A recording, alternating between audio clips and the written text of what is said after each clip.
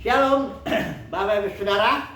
Kita lanjutkan studi kristalisasi dan kita akan masuk ke dalam satu kitab yang baru, kitab Amsal. Ya, ini kitab termasuk kitab puisi dan kitab ini ditulis oleh Raja Salomo, tapi tidak semua dan sudah diedit tentunya. Dan kita akan coba melihat dulu ya, Amsal ini memang banyak berbicara hikmat ya, tapi ini bukan hikmat manusia ya. Nah, makanya kita melihat dulu bagaimana kita menganalisis dulu lah kitab Amsal ini. Nah, dari pasal 1 sampai pasal 9 ini kitab Amsal ini bersifat teologis ya. Teologis dalam arti juga dia menguraikannya berupa cerita-cerita yang lumayan agak panjang lah ya. Berbeda dengan pasal 10 dan pasal 31 sampai terakhir itu ayat per ayat itu tidak ada hubungannya, nggak ada kaitannya satu dengan lain ya. Jadi dan itu bersifat praktis ya. Nah, dari di pasal 1 sampai 9 ada pasal 1 ayat 1 sampai 7 ini pendahuluannya. Justru pendahuluannya ini penting kita pahami dengan baik karena pendahuluannya ini bersifat sangat teologis. Artinya ini akan membuat kitab Amsal seluruhnya itu suatu kitab yang bukan hanya praktis saja, bukan hikmat manusia, tapi dia hikmat Tuhan ya. Nah, mari kita baca dulu bagian pendahuluannya ya, yang merupakan pendahuluan dari pasal 1 sampai 9 dan juga pendahuluan dari seluruh kitab Amsal yang 31 pasal itu. Mari kita baca dulu, kita tidak usah baca semua, tapi kita lihat dulu bagian pendahuluan ini ya. Amsal 1 ayat 1 sampai 7 ya. Dikatakan di sini Amsal Salomo bin Daud Raja Israel. Kemudian dikasih tahulah dari ayat 2 sampai ayat 5 itu sampai 6 maksudnya, tujuan daripada ditulisnya kitab Amsal ini. Yang pertama dibilang untuk mengetahui hikmat dan didikan, untuk mengerti kata-kata bermakna. Selanjutnya untuk menerima didikan ya, untuk memahami kebenaran, keadilan, kejujuran. Kemudian untuk memberi kecerdasan kepada orang yang tak berpengalaman dan pengetahuan serta kebijaksanaan kepada orang muda ya. Nah, kemudian ayat 6-nya itu dikatakan baik untuk mengerti Amsal dan ibarat, perkataan dan teka-teki orang bijak. Ini tujuan kitab Amsal itu. Ya, intinya pokoknya kitab ini ditulis seluruhnya 31 pasal untuk mengerti hikmat, kira-kira begitu ya, pengertian atau pengetahuan. Nah, sekarang ayat 7. Nah, ini dia yang saya bilang tadi bersifat sangat teologis. Dalam kalau teologis itu artinya ada kaitan terhadap Tuhan gitu ya. Nah, kalau praktis itu biasanya hanya hubungan horizontal ya, hubungan antara sesama saja ya, praktis, bersifat praktikal. Oke, mari kita lihat ayat 7. Takut akan Tuhan adalah permulaan pengetahuan. Nah, ini dia. Kemudian kita lihat dulu ya kalimatnya. Takut akan Tuhan adalah permulaan. Ini istilah Ibraninya reshit. Bisa berarti permulaan dia ya. Reshit itu atau langkah pertama. Yang kedua pengertiannya bisa reshit itu elemen utama atau elemen tertinggi atau prinsip utama. Jadi dikatakan di sini takut akan Tuhan itu adalah langkah pertama ya, untuk langkah pertama pengetahuan ya, untuk memahami pengetahuan juga termasuk gitu ya. Langkah pertamanya takut akan Tuhan. Yang kedua, takut akan Tuhan itu merupakan elemen utama dari pengetahuan itu sendiri atau prinsip utama daripada pengetahuan itu ya. Jadi saudara lihat ya, Amsal sudah memberikan pengertian bahwa hikmat yang dibeberkan nanti dalam dari pasal 1 sampai 31 itu awalnya itu takut akan Tuhan. Awalnya ya. Dan elemen utama atau prinsip utamanya daripada hikmat itu juga takut akan Tuhan. Itu sebabnya saya katakan tadi dari pasal 1 sampai pasal 31 itu semua nasihat-nasihatnya itu adalah hikmat Tuhan. Karena awalnya takut akan Tuhan. Takut akan Tuhan itu salah satu pengertiannya, nanti kita bahas itu, tapi salah satu pengertiannya itu menjauhi kejahatan, juga gentar ya terhadap kehadiran Tuhan. Karena dia istilahnya kalau the holy other ya, beda banget dengan kita dan kita akan gentar tentu akan kehadirannya. Tapi gentar bukan membuat kita jauh dari Tuhan, lari kayak Kain. Kain lari menjauh dari hadirat Tuhan ya. Bukan begitu. Gentar akan Tuhan yang membuat kita menjauhi kejahatan dan mentaati aturan-aturan atau peraturan-peraturan Tuhan, itu maksudnya. Takut akan Tuhan. Nanti kita bahas ini, pengertian takut akan Tuhan. Saya sekarang sedang membahas dulu tema kita yang saat ini, pembukaan ini. Saya membedakan antara hikmat Tuhan dan hikmat manusia. Ini penting ini, ya. Kita pahami dulu ini, ya. Yang jelas kitab Amsal ini firman Tuhan ya dari pasal 1 sampai 31. Kenapa? Karena ini membeberkan hikmat Tuhan. Ya, kalau hikmat manusia itu misalnya belajar dari yang lain ya. Barangkali misalnya Konghucu itu membeberkan hikmat manusia ya. Dia berbicara etika apa semuanya yang luar biasa juga itu ya. Ya kalau mau belajar atau belajar filsafat aja sekalian ke sana ya. Kalau mau belajar hikmat manusia, ini yang dibeberkan dalam kitab Amsal itu adalah hikmat Tuhan. Ya, kenapa? Karena permulaannya tadi itu takut akan Tuhan permulaannya, dan juga prinsip utamanya itu takut akan Tuhan. Jadi itu jelas hikmat yang dibeberkan di kitab Amsal ini 31 pasal ini, walaupun kelihatannya praktis sekali, tapi itu hikmat Tuhan. Ya, oke ya. Nah, sekarang sebelum kita masuk kepada membedakan ini apa sih bedanya hikmat Tuhan dengan hikmat manusia itu, ya. Mari kita melihat dulu Salomo lah yang paling banyak menulis Amsal ini ya. Salomo ini ketika dia dua kali ya Yahweh menyatakan diri kepada Salomo, kita tahu itu. Ketika Tuhan menyatakan diri, Tuhan katakan kepada Salomo, apa yang kau meminta? Katanya. Terus Salomo waktu itu dia masih raja, tapi masih muda ya. Dia bilang begini, berikanlah kepadaku hikmat atau pengertian, ya itu keadaannya di kalau kita lihat itu ada di 1 Raja-Raja pasal 3 ya. Saya coba bacain dari LT ini ya. Dia bilang ini ayat 9, maka berikanlah kepada hambamu ini hati yang berpengertian untuk mengadili umatmu dan dapat membedakan antara yang baik dan yang jahat. Sebab siapakah yang sanggup menghakimi umatmu yang besar ini? Nah, ada perkataan itu baik di mata Tuhan. Jadi yang diminta Salomo itu suatu hikmat atau pengertian untuk mengadili umat Tuhan.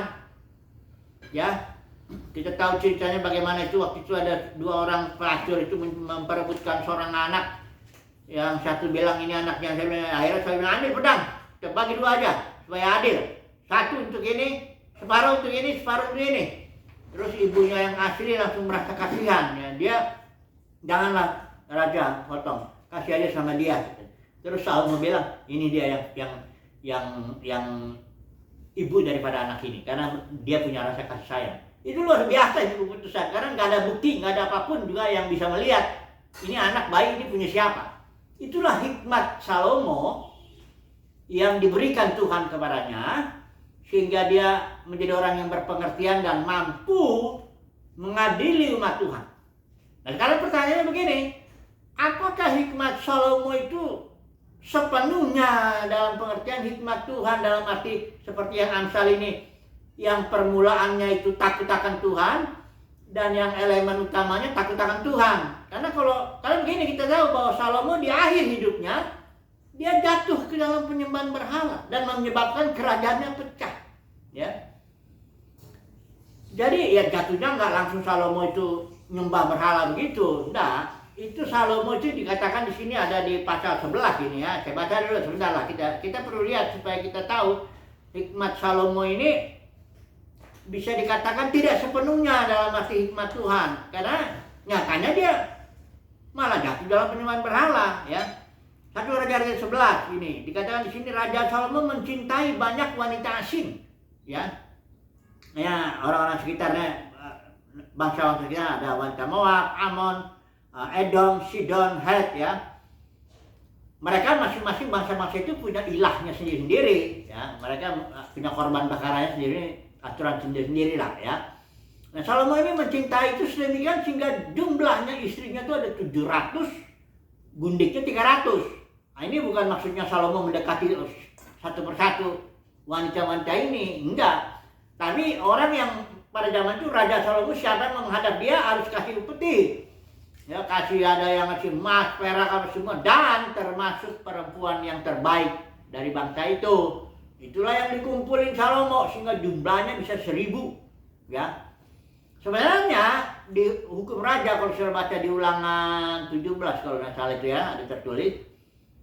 Di dalam konteks zaman itu punya istri lebih dari satu enggak apa-apa, asal jangan terlalu banyak, itu aja ya. Semua juga orang kudus perjanjian lama itu rata-rata istrinya enggak satu, banyak ya, enggak terlalu banyak lah ya, kayak Daud, kayak Abraham juga ada dan sebagainya. Jadi ketika Salomo tua, maka istri-istrinya ini ya, tentu kan datang terus ya, masih muda-muda ya. Kalau orang laki-laki sudah tua itu datanglah istrinya ini, tolonglah bikinlah di sini mesbah korban untuk ilahku. Dibikinlah oleh Salomo. Tolonglah nanti bangsa Amon, bangsa Moab, Sidon, Het minta masing-masing itu istrinya pada minta-minta tuh. Ya, Salomo kalau sudah tua ya sudah bikin ini, bikin. Akhirnya Yerusalem penuh dengan selain bait suci, penuh dengan mesbah-mesbah ilah-ilah bangsa asing itu. Nah, di situ Tuhan melihat engkau hatimu tidak sepenuhnya lagi mengikut aku, ya. Dan akhirnya akibatnya kerajaannya pecah. Nah, pertanyaan kita balik lagi sekarang. Apakah hikmat Salomo ini yang dimintanya dari Tuhan itu, apakah itu sepenuhnya ya kita bisa bilang hikmat Elohim? Kalau menurut saya tidak bisa. Karena kalau hikmat itu memang benar-benar berasal 100% dari hikmat Elohim lah, ya tentu Salomo tidak akan jatuh lah kepada penyembahan berhala. Orang dia salah satu, kalau sudah baca di kitab Amsal ini, salah satu hikmat yang dibeberkan itu seseorang bisa menjauhi dari pelacur, kira-kira begitulah ya, nggak akan menyerahkan kekuatannya kepada gadis jajah dan sebagainya gitu ya. Jadi ini jelas hikmat Salomo tidak bisa kita bilang sepenuhnya hikmat Elohim yang dimintanya itu ya. Itu jelas dia cuma minta hikmat supaya bisa mengadili umat Tuhan ya. Nah oke lah, sekarang kita masuk kepada poin membedakan. Apa sih bedanya kalau begitu? Hikmat Tuhan dan hikmat manusia. Saya bikin dulu beberapa poin aja ya. Yang pertama, kalau hikmat Tuhan itu jelas awalnya atau elemen utamanya pasti takut akan Tuhan. Itu awalnya atau prinsip utamanya daripada hikmat Tuhan, yaitu takut akan Tuhan. Dalam arti gentar akan kehadirannya dan juga menjauhi kejahatan. Itu awalnya ya. Jadi itu cirinya hikmat Tuhan itu. Kalau hikmat manusia nggak begitu ya. Hikmat manusia itu, ini saudara, saya kembali dulu ke Taman Eden supaya ngejelasinnya itu gini. Di Taman Eden itu ada 2 pohon toh. Itu yang satu pohon pengetahuan, pohon hikmat itu sebenarnya ya. Pohon pengetahuan baik dan jahat. Itu yang dimakan Adam yang membuat dia berdosa, menjauh dari Tuhan. Tapi ingat ya, yang dimakan oleh Adam itu bukan hanya pohon pengetahuan yang jahat gitu. Enggak, ada yang baik dan jahat. Jadi manusia yang menjauh pun dari Tuhan, ya, itu dia punya pengetahuan minimal lah tentang yang baik. Itulah sebabnya lahir agama-agama yang merupakan usaha manusia untuk mencapai Tuhan dengan cara ya ini baik, ini jahat. Tiap agama kan mengajarkan begitu. Jadi hikmat manusia itu hikmat yang lahir dari pohon pengetahuan yang baik dan yang jahat. Sementara kalau hikmat Tuhan itu adalah Kristus. Kalau sudah lihat dalam 1 Korintus ya, ini kita baca ya. Coba dulu kita baca dulu sebentar ya. 1 Korintus pasal ke-1 ya. Ayat yang ke pasal 1 ayat yang ke-24 ya. Coba dulu saya baca ini pakai IGT ya. Namun bagi mereka yang terpanggil, baik orang-orang Yahudi maupun orang-orang Yunani, Kristus itu kuasa Elohim dan hikmat Elohim. Jadi hikmat Elohim itu adalah Kristus. Dan Kristus itu dalam batin kita, Christ in you. Itu hikmat Elohim. Jadi orang yang dipimpin oleh Kristus yang dalam batinnya, dia sedang berjalan dalam hikmat Elohim. Bukan hikmat dia. Ya, bukan hikmat manusiawi. Tapi hikmat Elohim. Kristus dalam batin, itu hikmat Elohim. Udah mulai kelihatan bedanya ya. Kalau hikmat Elohim itu pertama awalnya takut akan Tuhan. Kedua, hikmat Elohim itu adalah Kristus dalam batin yang akan memimpin hidup kita. Orang yang dipimpin Kristus dalam batin, dia berjalan dalam hikmat Elohim. Kalau hikmat manusia, selain dia lahir dari pohon pengetahuan itu, juga kalau filsuf ya, filsuf itu seorang yang mencintai hikmat, tapi hikmat manusia ya, kayak Socrates ya, Plato, Aristoteles itu tokoh-tokoh yang awal di Yunani itu orang-orang yang mencintai hikmat, tapi hikmat manusia ya. Nah, sekarang coba dulu kita ambil kesimpulan dulu sebagai pembukaan dulu, bahwa nanti kalau kita belajar kitab Amsal, kita sedang belajar hikmat Elohim. Kita pegang dulu, walaupun kelihatan dia praktis ya, karena hikmat Elohim dengan hikmat manusia kadang-kadang dia sama aja. Ya, misalnya ya, dalam hikmat di kitab Amsal banyak bilang kerajinan akan menimbulkan kekayaan atau kemalasan bikin kemiskinan. Itu sebenarnya dalam hikmat manusia juga ada kayak pepatah ya, rajin pangkal gitu. Itu sudah kelihatannya sama saja ya. Dan memang benar, orang yang rajin, gak usah pun dia dekat-dekat sama Tuhan, gak usah pun dia percaya Tuhan Yesus, gak usah pun dia ngomong tentang Tuhan apapun, asal dia rajin aja di dunia ini, dia pasti berhasil ya. Itu hikmat manusia ya. Jadi kelihatannya agak mirip memang ini, tapi kembali ya, saya tekankan bedanya ya, hikmat Elohim itu pertama dia adalah Kristus yang dalam batin ya. Yang kedua, awal dan dari hikmat Elohim itu takut akan Tuhan, atau prinsipnya takut akan Tuhan. Takut akan Tuhan. Jadi kesimpulannya beginilah. Memang kadang-kadang samalah kelihatannya ya, hikmat manusia kelihatannya ya. Tapi kalau ternyata nanti kalau kita hidup menjalani hikmat Elohim, dipimpin Kristus dalam batin, saudara akan melihat seringkali kita bertabrakan dengan hikmat manusia. Ya, kita berjalan seolah-olah dia dipandang manusia jadi bodoh gitu ya. Karena kita berjalan tidak menurut hikmat manusia. Ya. Nantilah ya, sepanjang kita nanti menjalani pelajaran Amsal ini, kita makin jelas apa bedanya hikmat Kristus dan hikmat manusia. Ini pembukaan dulu sampai segini. Haleluya. Amin.